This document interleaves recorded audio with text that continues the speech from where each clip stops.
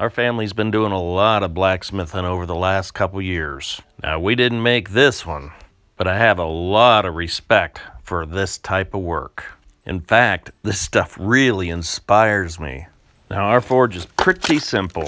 Some gas line and an old rotor, and a $15 Harbor Freight anvil. This summer I pounded out this knife out of an old railroad spike.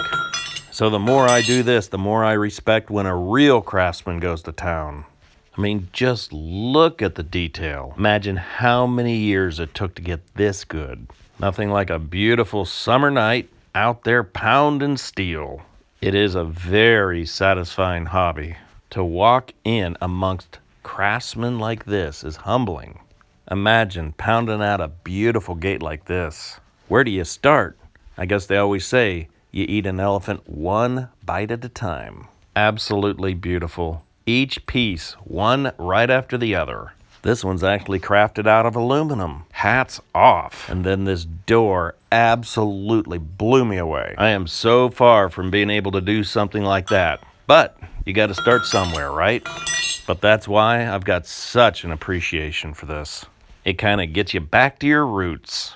Well, I really appreciate your time, and thanks for watching.